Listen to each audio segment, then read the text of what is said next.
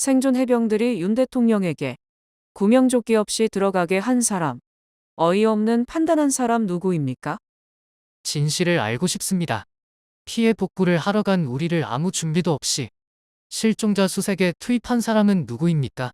가만히 서 있기도 어려울 만큼 급류가 치던 하천에 구명조끼도 없이 들어가게 한 사람은 누구입니까? 둑을 내려가 바둑판 모양으로 흩어져 걸어다니면서 급류 속에서 실종자를 찾으라는 어이없는 판단을 내린 사람은 누구입니까? 그리고 현장과 지휘 개선에 있었던 모두가 누구의 잘못인지 잘 알고 있는데 아직도 진실이 밝혀지지 않은 이유는 무엇입니까? 2023년 7월 9일 최아무개 상병과 함께 집중호우 실종자를 수색하던 중 급류에 휩쓸렸다가 생존한 해병대 병사 2명이 윤석열 대통령에게 특검법을 수용하라는 공개 편지를 썼다. 군인권센터는 5월 7일 최상병과 함께 군생활을 한 뒤 만기 전역한 해병대 제1사단 예비역 생존 해병 2명이 쓴 편지를 공개했다. 군인권센터는 이들의 신상보호 차원에서 실명은 공개하지 않았다. 다음은 생존 해병들의 쓴 편지 전문이다. 윤석열 대통령님께 드립니다. 필승.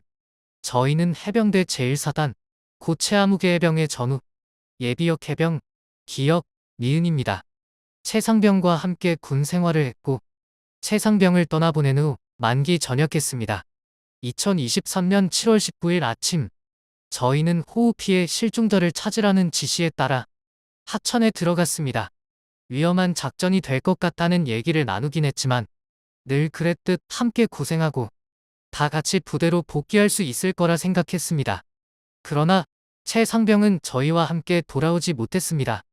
그날 최상병과 저희 2사람 그리고 여러 전우들은 무방비 상태로 급류에 휩쓸렸습니다.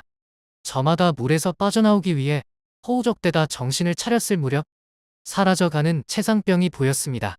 살려달라던 전우에게 아무것도 해줄 수 없었던 미안함을 어떻게 설명해야 할지 아직 잘 모르겠습니다.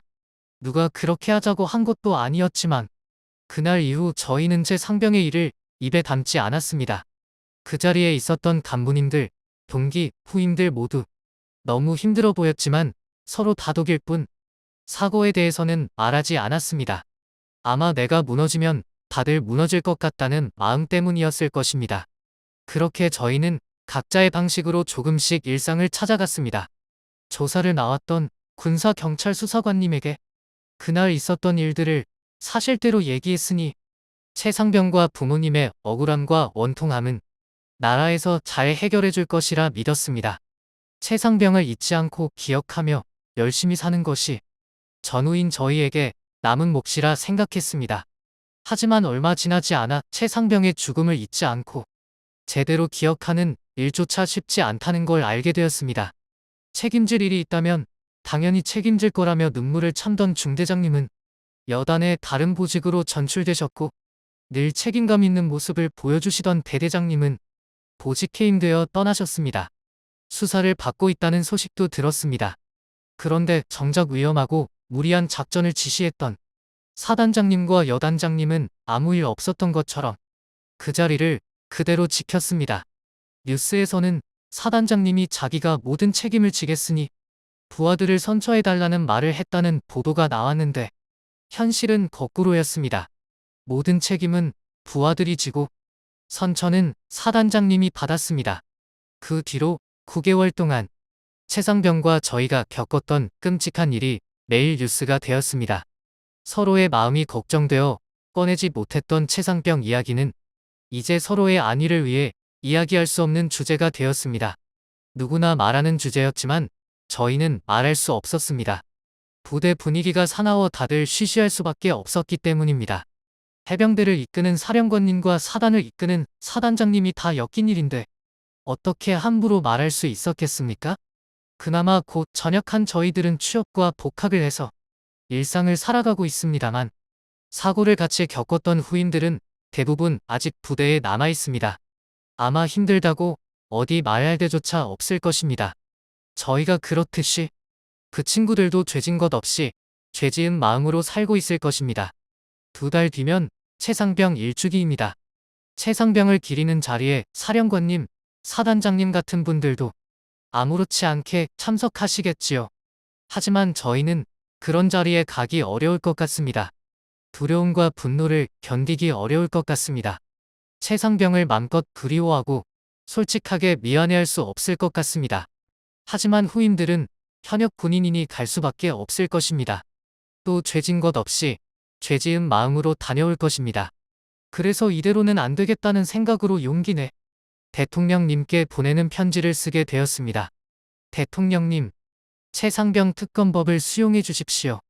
최상병 특검법을 죽음을 이용한 나쁜 정치라고 표현한 대통령실의 입장을 뉴스로 접했습니다. 하지만 이런 저희마저 최상병의 죽음을 이용하고 있다고 생각하시지는 않을 것이라고 생각합니다. 사고가 발생하고 벌써 9개월이 지났습니다. 이만큼 기다렸으면 이제는 특검이 필요하다고 생각하는 것도 무리는 아니지 않겠습니까? 진실을 알고 싶습니다. 피해 복구를 하러 간 우리를 아무 준비도 없이 실종자 수색에 투입한 사람은 누구입니까? 가만히 서 있기도 어려울 만큼 급류가 치던 하천에 구명조끼도 없이 들어가게 한 사람은 누구입니까? 둑을 내려가 바둑판 모양으로 흩어져 걸어다니면서 급류 속에서 실종자를 찾으라는 어이없는 판단을 내린 사람은 누구입니까? 그리고 현장과 지휘 개선에 있었던 모두가 누구의 잘못인지 잘 알고 있는데 아직도 진실이 밝혀지지 않은 이유는 무엇입니까? 저희와 최상병 모두 내가 나고 자란 나라를 지키고자 남들이 말린 힘든 해병의 길을 스스로 선택했습니다. 이런 저희에게 그리고 해병대를 믿고 하나뿐인 아들을 맡기신 최상병 부모님께 진실을 알려주는 것은 나라의 당연한 책무입니다. 저희는 정치에 별 관심 없었던 평범한 20대였습니다.